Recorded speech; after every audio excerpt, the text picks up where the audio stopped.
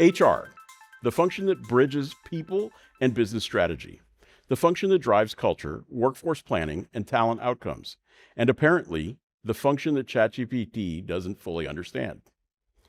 Even as AI tools become more powerful, they sometimes miss what HR truly brings to the table: the judgment, strategy, and human insight that can't be automated. That's exactly what caught the attention of Andrea Henderson, partner of DHR Global. Andrea is an executive talent strategist and a diversity advocate who has spent years building leadership teams across healthcare and life sciences. Today, we're exploring why AI seems to hate HR, what that reveals about human judgment in the age of AI, and how HR leaders can make technology work for them rather than against them. Andrea, welcome to the AI+HI project. Thank you so much for having me. We've got a fascinating conversation ahead right after this brief message. Every HR leader knows the pressure behind a big decision. You're expected to move fast, manage risk, and choose the right strategy for your people and your business. That's why SHRM 26 matters. It brings together the insights you need to make smarter decisions on compliance, AI, talent strategy, leadership, and more. You get practical guidance that you can apply right away. But time is running out. This June 16th through June 19th, invest once and deliver value all year long. And as a loyal SHRM podcast listener, you get 15% off SHRM 26 registration when you use promo code podcast15. Register now at shrm.org/SHRM26 and turn conference time into smarter decision-making for your team. I'm so happy to start here because I was testing tools. I was writing about HR strategy and workforce planning and the business impact of HR, and I kept getting these answers that were biased. ChatGPT kept coming back with all of the worst of HR, the administrative part of HR, and none of the impact. And so in that moment of frustration, I said, ChatGPT hates HR. And the answer that I got back, the response, proved that I wasn't wrong. Really? That's fascinating. So you're referring to a famous LinkedIn post now where you literally highlighted how ChatGPT hates HR, and you really went to bat for the HR profession, but also what it is that HR leaders do. And as someone who's been invested in that at SHRM for 15 years, serving as our chief knowledge officer, launching our certification programs and a variety of different tools for the HR profession over the years, it means something to me to see somebody say that. So just out of curiosity, tell us a little bit about that. What led to that? Where did you land?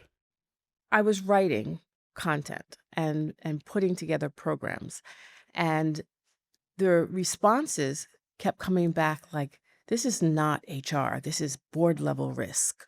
Or it would try to correct my language and say, you don't want to sound so HR policy-ish. And it was very demeaning.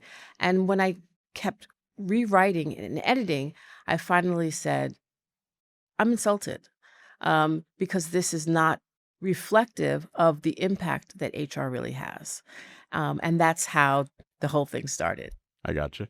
And so let me ask you a question. Do you think it's really about bias within the AI, or is it something deeper? Is it living up to some sort of stereotype? I think back because I've had the good fortune of meeting Ethan Mollick at Wharton, and he talks about, being feisty with your AI a little bit, right? To get it to do the things you needed to do. And it certainly changed my prompting. You have to let it know when you're happy and when you're not happy, what it's doing is not right. What do you think? What do you attribute that all to? Yeah, well, I think it's two things, or more. I think it's bias in the AI, but it's reflecting the data set that it's been trained on. It's reflecting an outdated perspective on HR. When I started in HR way back when, the career path was one where people who were extremely organized or extremely friendly excelled. And then you started seeing people come in from other disciplines. They would put a finance leader as the head of HR, or an ops leader, or a marketing leader. because they would say this person understands the language of business. They understand the business model. But then you start seeing HR professionals who grow up in HR as a discipline with MBAs, who understand the business, who are fluent in finance and P&L and those dynamics. So there's less incentive to go outside the function. And HR leaders of today, the best HR leaders of today, are truly enterprise leaders. So, I think about this, and I had an experience with ChatGPT myself early on where I asked it to think, and it clearly knows who I am now. It doesn't even hide from me. It knows you're Alex Alonso, Chief Knowledge Officer at SHRM, right? But one of the things, and I've built out different variants, different GPTs over the years to kind of think a little differently. What stereotype do you think it's actually picking up? Just out of curiosity, is there a prototypical kind of stigma that it's picking up? Because it gave me an answer one time. I'll share with you what that answer was. It said Toby Flenderson from The Office, right? And to me, I have yet to meet an HR professional who is like Toby from The Office. So I'd love to get just, even a little bit, talk to me about what those biases are. It's based upon the data, to your point, and what it's been trained on. Yeah. But I'd love to see what stereotypes it picks up when you think about that. Yeah, it's more like the corporate police. Yeah. It's the corporate party planners. It's make everybody feel good. It's, put the fires out. Very administrative, very policy focused, not strategic, forward thinking drivers of value that we actually are. Yeah, and I think specifically about how many Mark Huslid from Northeastern University and the value chain of HR, right? It makes me think about how much there is there, and we don't actually see it come through in systems and tools that we actually have over the, at our disposal in many ways. Well, that's exactly right, because the data set doesn't reflect the hidden work that HR does. It doesn't reflect the way that HR is involved in managing corporate reputation, right? It doesn't reflect the culture work that protects valuations. It doesn't reflect some of the strategic workforce planning that looks out into the future and protects the business model. Yeah. It's funny, I think about this. I go back to my own work, and I think about some of the things that we've seen where the real secret sauce of HR is in talent optimization and culture optimization, right? Not just the strategy and those components, but it's about getting the most out of those two pieces, those two engines of what makes strategy come to life. Why do you think people still miss, that part of what HR does? And more importantly, what happens when people actually see HR as purely transactional? I think people miss it because for two reasons. It's not as visible, and because we as a profession, we have to take some accountability, aren't as vocal about what we're doing. I think we need to be more visible about that as well. I also think that we're seeing more subject matter experts, people, culture, talent experts in the boardrooms that are driving some of the conversations around how HR can drive value and extracting that value and highlighting how HR should be involved.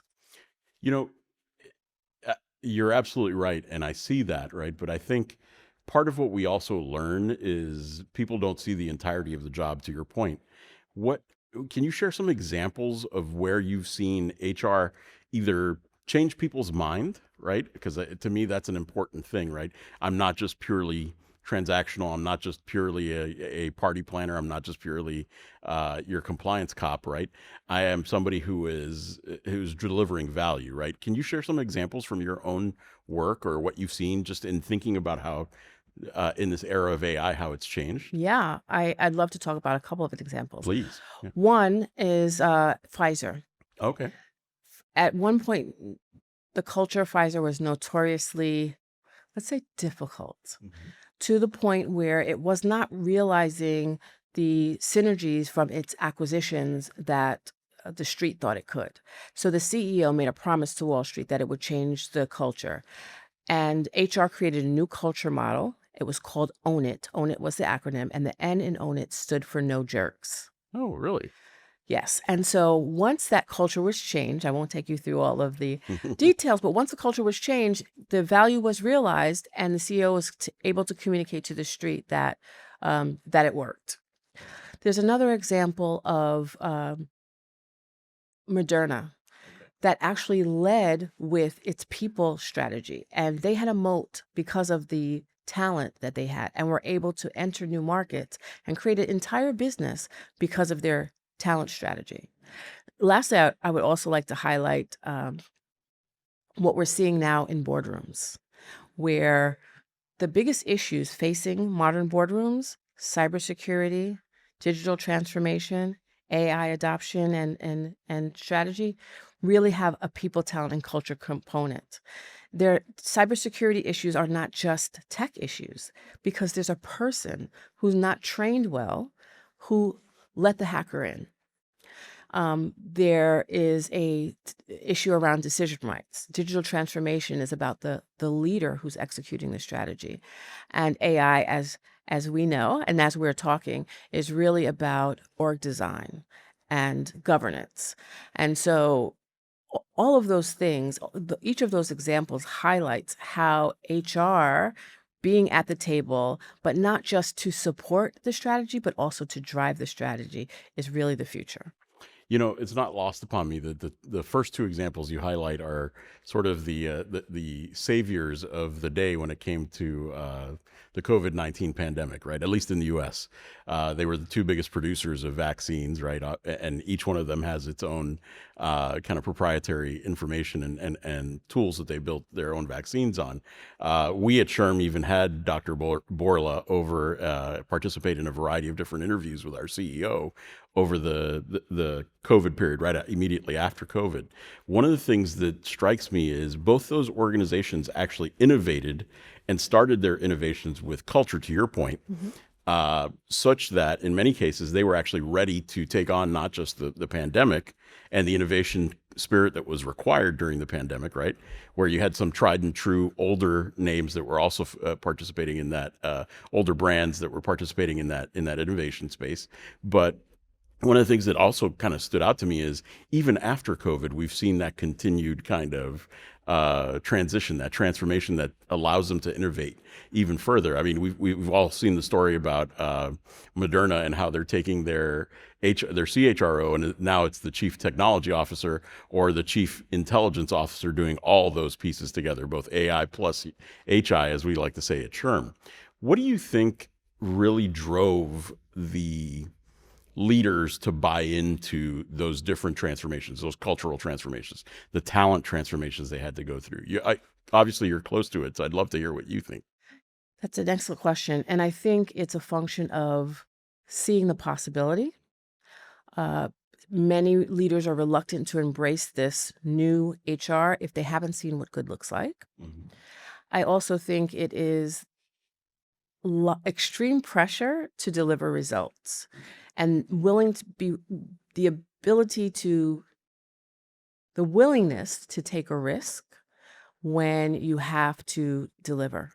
It's funny because they really did do it all. I mean, obviously, it's very, very much salient when it comes to that COVID pandemic period, but they've continued to live that culture and do that work. Not to sing their praises; these are not endorsements by any stretch, right? But it's fascinating how they've managed to maintain that, and so it strikes me that it's also not a surprise that they're now building in AI as the core tool that they're using in concert with their human intelligence, right? And you see that in the design of new medications, you see that in the design of new kind of trials, all sorts of things that typically you would not have seen in the speedy nature in which we're seeing it today, right? Yeah. So in your experience, what parts of HR are most often misrepresented, right? The kinds where immediately people think about purely transactional and it's not actually fully transactional. Well, I think culture is a huge one.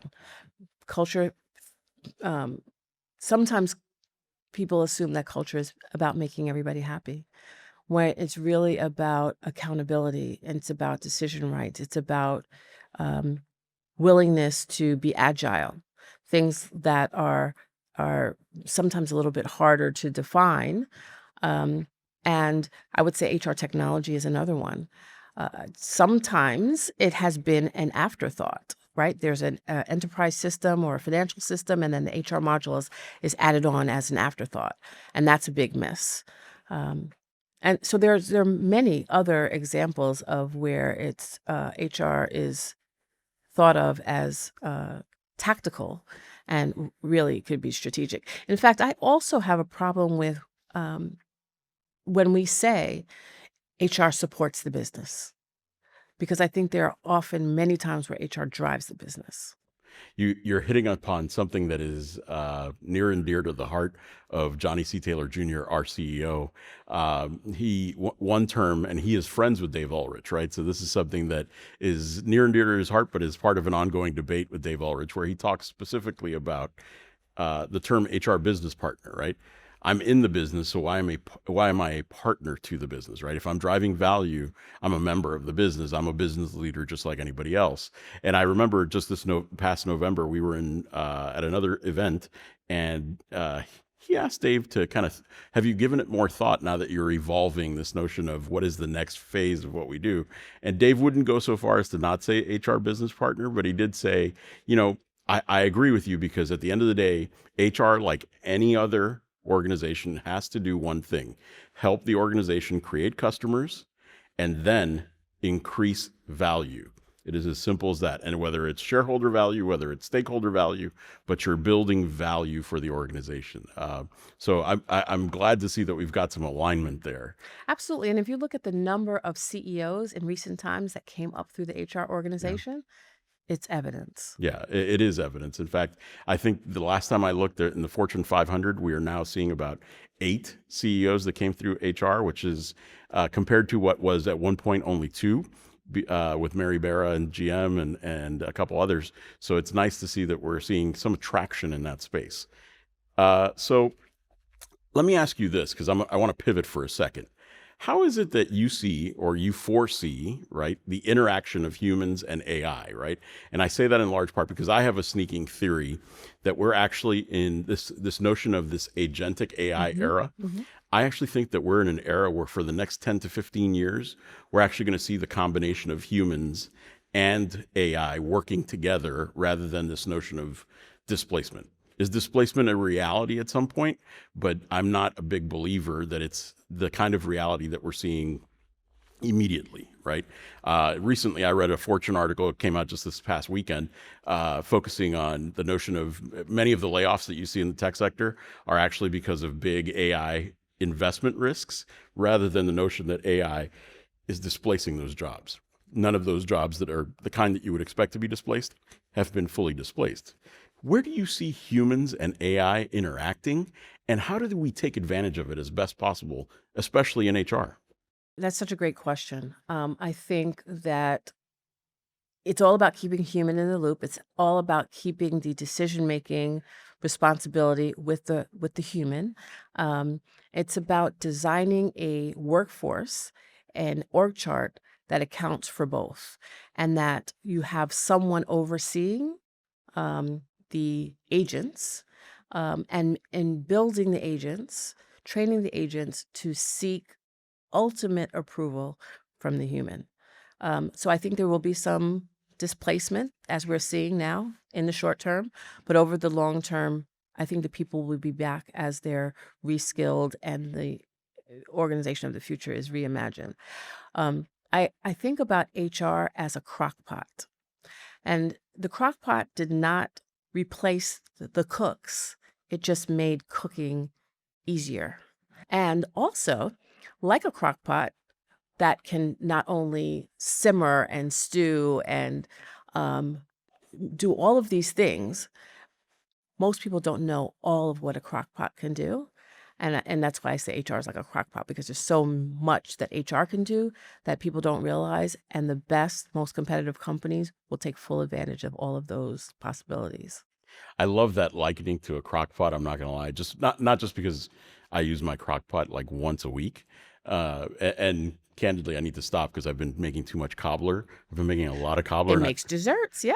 As a diabetic, it's probably too many desserts for me. But one of the things that stands out is it is also sort of what I love about it is when you really think about it, it is a relatively low energy expense, but one that delivers so much value, right? And when I think about that, HR, if done right, is that low energy, lower bar expense, but the kind that actually drives so many different results, so much value, right?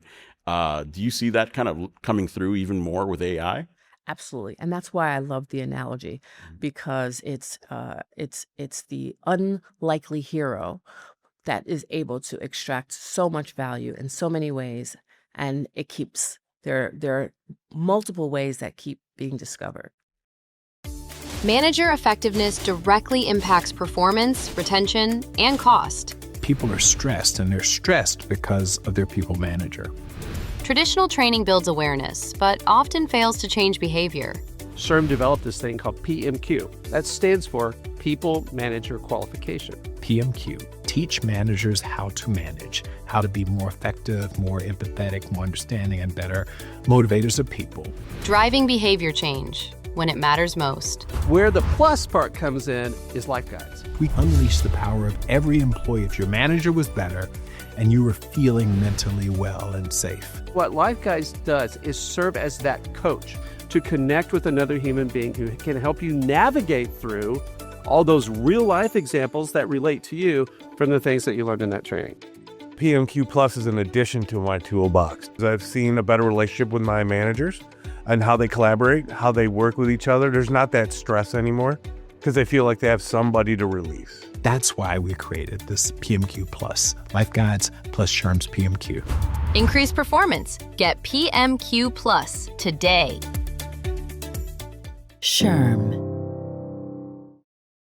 So, quick question for you, and I just want to kind of dive in a little bit further. If AI continues to really kind of mischaracterize HR, what do you see are the potential risks, especially not just for HR, but for employees, the workplace experience, and even the organizations? What do you see happening there? Yeah, I think you've hit the nail on the head in the fact that there are risks to multiple stakeholders. And so we have to, HR professionals need to be involved in the development of the AI tools, in the training of the tools, in the governing of the tools. And so, in the policy regulation and looking at the ethics of the use, I think we need to embed ourselves deeper in the adoption in order to ensure that we're represented well. The risk is really about losing a competitive edge. The winners will fully embrace the possibilities, and the losers will continue to be a step behind. And that's at the end of the day. Employees and other stakeholders will follow, but I think HR has to take the lead. I'm so happy to hear you say that because at SHRM, I lead the Ask an Advisor service. One of my teams is the Ask an Advisor team, and they're a team of seasoned HR professionals who respond to over 70,000 inquiries a year, live inquiries from our members, everything short of legal advice, right? And I encourage anyone to really join SHRM in large part because that is a great service that comes with your membership, right? You can call up to 15 times a year. But what I also challenge that team to do is you are my data generators. When I think about how HR should be trained, what it is that we need to teach people about the way to respond to these things and respond to new, novel kind of things, I almost think of them as also the data trainers, right? The machine learners who eventually are also going to evolve into teaching the AI tools to really respond as well as possible, right? I challenge them. I said, you're my AI advisors, you're my learners, right? And so you're probably ahead of the curve more than anyone else is what I always remind them. One of the things that strikes me is they built their entire business line on providing advice. And so I'm going to ask you for some advice. Sure. Let's say you're talking to a fellow CHRO, someone who's really driving their organization in a different direction, maybe in life sciences, maybe in health. But what is it that you see? What advice would you offer one HR leader to another, how they should evolve, what they should do in thinking about their AI strategy, and really making it an AI plus HI strategy? Yeah, that's a great question. I'm going to say that learning AI is a non-negotiable. That's table stakes. You have to be deeply conversant with the possibilities. And from there, I would say, think about your role as a driver of value and look for ways to extract value, but not only in the HR vertical, in the functions that HR is typically responsible for, but when there's a people talent or culture component in finance or in operations, there's always a people, talent, and culture component, and we should insert ourselves in those conversations as well. I couldn't agree more. I'll share that with you because I even think about some of the most common decisions that are being made. You alluded to it earlier, right? The selection of an employer resource or employee resource planning tool, right? Everybody's using something like NetSuite, everybody's using something like Oracle or Workday, something like that. But in reality, think about what we do, right? That so much of that is actually about HR. And so, traditionally we haven't had so much of a foot in the door to kind of weigh in on those things. But one of the things that strikes me is the new thing that we need to weigh in on with each of those tools is the native AI tools that live within them, right? And how it is that our workforces will either be trained on them, but more importantly, how our data also goes back to those tools so that it's being developed and that we're not just ensuring cybersecurity, but also that it's learning us, it's making us better and more efficient, not the humans, but also the business. To me, that's the best advice is think about how you should be engaged in every part of those types of discussions. So I have to ask because, and this is completely a curveball, so forgive me, right? But I have to ask you, what is the one meanest thing or prompt that you've ever shared with ChatGPT? And I'll share mine, right? My ChatGPT and most of my GPTs know that I'm really upset when I say do better, right? I say 2 words to them, do better. And they start apologizing. I told them, don't apologize. Cooperation is better than sorrow. Give me cooperation. So what is the one thing that you use to kind of be a sharp command with your GPT? Well, first, I use all caps. Oh, okay. And I say, stop saying this is not HR. It is HR. When ChatGPT says, this is an enterprise risk level decision, this is not HR, I said, stop saying that. It is HR. I love that. I appreciate that very much. Andrea, you have had the coolest glasses of anyone I've ever done or interviewed in these podcasts. Thank you so much for sharing your wisdom with us here today. Thank you for having me. Did you know our podcast is only one part of the AI+HI project? We also host an annual event featuring visionaries from the worlds of business, tech, and HR. Plus, we publish a weekly newsletter that includes topical articles and the latest research from SHRM, all to help you stay ahead of the trends. To sign up, just make your way to shrm.org/AIHI. And you can also follow SHRM on social media for even more clips and stories. Like, share, and tell us how you're innovating towards a brighter future. SHRM.